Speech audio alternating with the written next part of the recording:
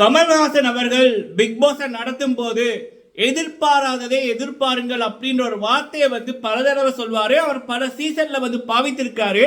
ஆனா அவர் சொல்லைக்குள்ள அந்த எதிர்பாராததை எதிர்பாருங்கள் அப்படின்ற மாதிரி எதுவுமே நடந்ததா எனக்கு தெரியல. இப்போ ஒரு விடயம் கேள்விப்பட்டது போல அப்படி ஒரு விடயங்கள் இதற்கு முதல் சீசன்ல தமிழ் பிக் பாஸ்ல நடக்கல. பெரும்பாலும் தமிழ் பிக் பாஸ்ல முதலாவது வீக் வெளியேற்றம் அப்படி என்பதே இருக்காது. ஒரு பிராங்க் மாதிரி பண்ணி போட்டு விட்டுருவாங்க. ரெண்டாவது வீக் அப்படித்தான் எவிக்ஷன் வெளியில அனுப்புவார்கள். ஆனா இப்ப என்ன அப்படின்னா பிக் பாஸ் டீம் சொன்னதை செய்திருக்கார்கள் அப்படி என்பதுதான் வெளியில வருது. ஆளும் புதுசு ஆட்டமும் புதுசு அப்படின்ற மாதிரி பிக் பாஸ் தமிழோட முதலாவது ஒபிஷியல் வெளியேற்றம் பற்றிய தகவல் இப்ப சோசியல் மீடியால வெளியில வந்திருக்கு. அது என்ன அப்படின்ற விடயத்தை இந்த காணொலியில பார்க்கலாம். ஃபுல்லா பாருங்க, லைக் பண்ணுங்க. ஃபர்ஸ்ட் டைம் வந்திருக்கீங்க அப்படின்னா மறக்காம சப்ஸ்கிரைப் பண்ணுங்க. உங்களுடைய கருத்துக்களை தவறாம சொல்லுங்க. டனிஸ் வியூ என்னுடைய முதலாவது சேனல். அதுலேயும் தொடர்ந்து பிக் பாஸ் 8 தமிழோட அப்டேட்ஸ் அண்ட் ரிவ்யூ போட்டுக்கொண்டிருக்கேன். 2 சேனலையும் சப்ஸ்கிரைப் பண்ணி வைங்க. உடனுக்குடன் தகவல்கள் வரும். நீங்க இந்த பிக் பாஸ் 8 தமிழோட கிராண்ட் லான்ச் தொடக்க விழா பார்த்துருந்தீங்க அப்படின்னா தெரிஞ்சிருக்கும். 18 போட்டியாளர்கள் உள்ளுக்குள்ள போயிருந்தார்கள். அதுல மக்கள் செல்வன் அவர்கள் கடைசியாக அந்த ஒரு முடிவுக்கு வர முதல் ஒரு 10 நிமிடங்களுக்கு முதல் வீட்டுக்குள்ள இருக்கிற அந்த 18 பேருக்கும் ஒரு விடயம் ஒன்று சொல்வாரு, நான் என்னுடைய ஆட்டத்தை ஆரம்பிக்கவா அப்படின்னு. அப்ப போட்டியாளர்கள் எல்லாருமே அப்படி ஒரு மாதிரி ஷொக்கா பாக்கிக்குள்ள மக்கள் செல்வன் சொல்வாரு, 24 மணி நேரத்தில் இந்த 18 பேர்ல இருந்து ஒருத்தங்க வெளியேற்றப்படுவார்கள். அதாவது பிக் பாஸ் 8 தமிழோட முதலாவது வெளியேற்றம், எலிமினேஷன், எவிக்ஷன் நடக்கும் அப்படின்னு. நான் கூட அவர் சொல்லைக்குள்ள, நான் வெளியில இருக்கிற நான் சொல்லைக்குள்ள அவர் சொல்லைக்குள்ள நான் நினைச்சேன் இது ஏதோ பிராங்க் பண்ண போறாங்க போல இருக்கு அப்படின்னு. கண்டிப்பா உள்ளுக்குள்ள இருக்க போட்டியாளர்கள் அதைத்தான் நினைச்சிருப்பார்கள். ஏன் அப்படின்னா தமிழ் பிக் பாஸ்ல மட்டுமில்ல, சவுத்தில் நடந்த எந்த பிக் பாஸ்லையுமே இப்படி ஒரு விடயம் நடக்கல. தெலுங்குலையும் நடக்கல, கன்னடத்திலையும் நடக்கல, மராத்திலையும் நடக்கல, மலையாளத்திலும் நடக்கல, ஹிந்தியை பத்தி எனக்கு தெரியல. சரிங்களா? அது அது அது 3வது நாள் இன்னும் நடந்துச்சு அப்படின்னு சில தகவல்கள். சரி, அப்படி இருக்கக்குள்ள உள்ளுக்குள்ள போன போட்டியாளர்கள் பல சீசன் பார்த்திருப்பார்கள், பல விடயங்கள் அறிந்து போட்டு வந்திருப்பார்கள். அப்போ அவங்க 100% இது பிராங்கா இருக்கும், 24 மணி நேரத்தில் ஒருத்தர் எப்படி ஜட்ஜ் பண்ண முடியும் அப்படின்ற மாதிரி இருந்திருக்கார்கள். ஆனா இப்ப வெளியில வர்ற தகவல் முதலாவது வெளியேற்றம் நடந்திருக்கு. சரிங்களா? சோ அந்த வெளியேற்றத்துக்கு பின்னுக்கு இருக்கிற விடயங்கள், இரகசிய அறை அப்படின்ற ஒரு தகவல், ரீஎன்ட்ரி அப்படின்ற தகவல் வருது. அதை பற்றி நம்ம இறுதியில பார்க்கலாம். சரி, அப்ப யாரை வெளியில அனுப்பியிருக்காங்க, எப்படி வெளியில அனுப்பியிருக்காங்க அப்படின்றத பார்க்கலாம். இந்த பிக் பாஸ் 8 தமிழுக்குள்ள வரைக்குள்ளேயே ஜங்கஸ்ட் கான்டெஸ்டன்ட் அப்படின்னு ஒரு பொண்ணு வந்தாங்கல்ல, அதாவது மக்கள் செல்வன் விஜய் சேதுபதி அண்ணா அவர்களுடைய மகள். 2வதா ஒரு போட்டியாளர் உள்ளுக்குள்ள போனாங்கல்ல, சச்சனா நமிதாஸ் அவர்கள் மகாராஜா படத்துல மக்கள் செல்வனுக்கு மகளாக நடித்திருப்பாங்க.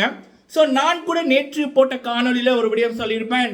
தமிழ் பிக் பாஸ் டீம் இப்போ போன வாட்டி அர்ச்சனா அவர்கள் டைட்டில் வின் பண்ணிக்குள்ள வைல்ட் கார்ட் என்ட்ரியா ஒரு போட்டியாளர் டைட்டில் அடிக்கலாமா, அடிக்க முடியுமா அப்படின்னு ஏனைய மொழிகளில் நடக்கிற பிக் பாஸ் டீமையும் சரி, ஏனைய மொழிக்காரர்களையும் சரி, பிக் பாஸ் ரசிகர்களையும் சரி திரும்பி பார்க்க வச்சு அதிர்ச்சி கொடுத்தார்கள். ஏனென்னா அர்ச்சனா அவர்கள் தான் தமிழ் பிக் பாஸ்ல ஒட்டுமொத்த இந்தியாவில் நடந்த ஒட்டுமொத்த பிக் பாஸ்லையுமே டைட்டில் அடிச்ச முதலாவது போட்டியாளர் மெயின் பிக் பாஸ்ல.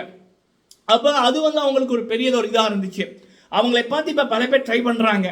சரி, அப்படி இருக்கக்குள்ள இப்போ ஜங்கஸ் போட்டியாளராக ஒருத்தங்க வர்றாங்க, 21 வயசு, தமிழ்லையே அதிகுறைந்த வயதில் வந்தவங்க இவங்க தான்.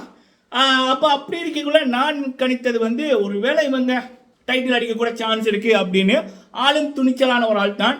ஆனா இப்ப வருகின்ற தகவல் அந்த 18 பேர்ல 24 மணி நேரத்தில் வெளியேற்றப்பட்ட நபர் சச்சனா அவர்கள் தான் அப்படின்னு.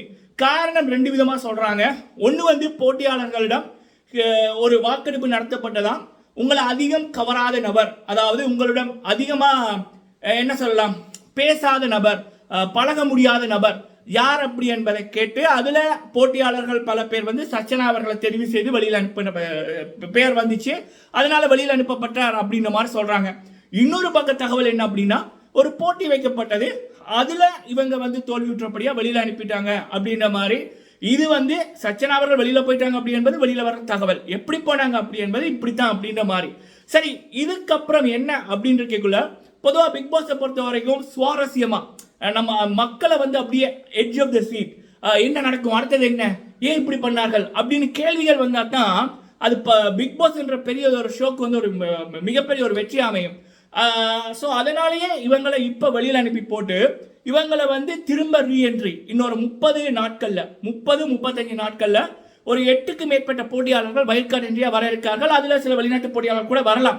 அப்படி இருக்கக்குள்ள இவங்களை ரீஎன்ட்ரியா திரும்பவும் வீட்டுக்குள்ள அனுப்புற ஒரு திட்டமாக கூட இருக்கலாம். சரியா? இது வந்து ஒரு பக்கம். தெலுங்குல வந்து பாத்தீங்கன்னா போன சீசன்ல இருந்து இந்த சீசன் வரைக்கும் அதே சீசன்ல வந்து வெளியேறின நபர்கள் வந்து திரும்ப பிக் பாஸ் வீட்டுக்குள்ள போயிருக்காங்க. இன்று தெலுங்குல 2வது கிராண்ட் லான்ச் நடந்திருக்கு. அதுல சில தகவல்கள் என்னன்னா சீசன் 4ல வந்த நபர்கள் கூட திரும்ப பிக் பாஸ் வீட்டுக்குள்ள போயிருக்காங்க அப்படின்னு.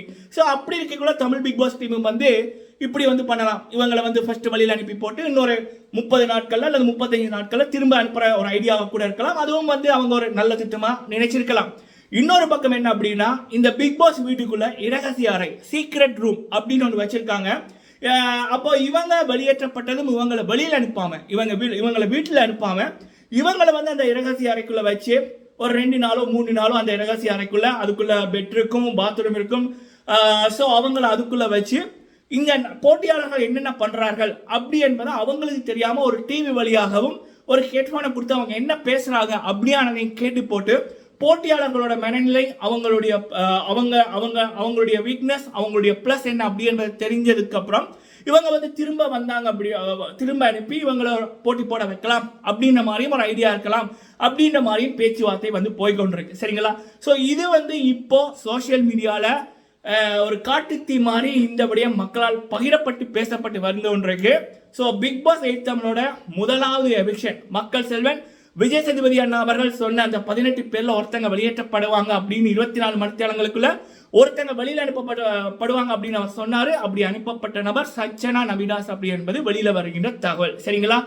ஸோ இதை பற்றி நீங்கள் என்ன நினைக்கிறீங்க அப்படி என்பதை கமெண்ட்ல சொல்லுங்க.